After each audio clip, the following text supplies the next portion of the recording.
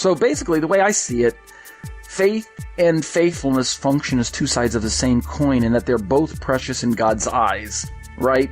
The just shall live by faith, but the just shall live by faithfulness.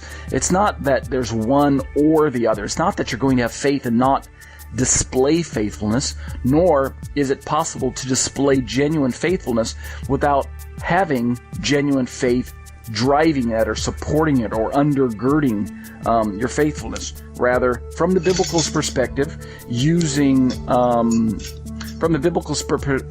using the Hebraic mindset as well as the Greek mindset, and seeing it from God's vantage point as best as we can. Both are precious to God. So don't misunderstand me. I'm not saying that we're saved by works. I'm not saying that the person is justified by faithfulness in the sense that a person is saved by his faithfulness. He's not saved by the faithful works that he does. He's saved by faith. But what I am saying, as I keep reading my commentary, what I'm saying is that genuine faith will lead to genuine faithfulness. And in this sense, righteousness, when we're talking about dikaiosune and dikaios, those words that we encounter in the Greek when we read through Galatians that we've been saying, that I've been highlighting in my commentaries, righteousness, being declared righteous, being declared justified, can be defined in two ways from a biblical perspective. And I say defined, I mean can be categorized, can be observed, to be displayed in the Bible in two ways. We have behavioral righteousness, which is what most people would call sanctification. It's actually doing what's right. And then we have forensic righteousness, which is essentially what Christians call justification or faith. Forensic righteousness, which is being regarded as righteous in these two senses, in the sense that we're declared righteous in this sense that A, God has declared a person cleared of guilt for past sins, right? That's part of the justification, the behavior of the forensic righteousness that we take on when we put on Messiah. So that's one sense. And then there's another sense, it's B, that God has given a person a new human nature inclined to obey God rather than rebel against Him as before.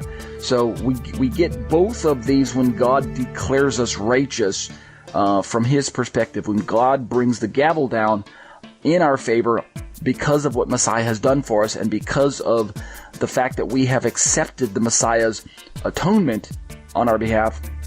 God declares us righteous, and He gives us not only the declaration of righteousness, in other words, He clears us of guilt, but He also empowers us. He gives us a new volition, a new will. He gives us the ability to want to do right. He gives us a new inclination to obey Him. And that's in fact what leads us to actually walk into righteousness from a behavioral / just a sanctification perspective. Make sense?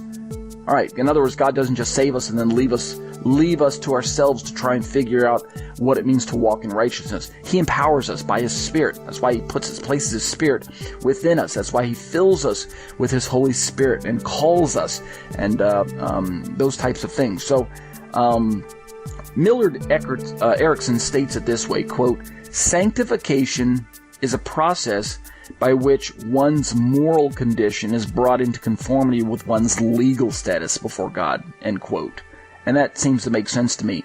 If you have been declared righteous by God, if you have been justified, or to use 21st century lingo, if you've been saved, then it's only natural that you should have a heart to want to walk after righteousness and do what God asks you to do. You should not want to run back to sin, especially after God cleared you of it. If you do, then you might want to check yourself. You might want to rethink your salvation experience. That's, at least according to the way I understand the Bible, to demonstrate genuine salvation as recognized from God's perspective.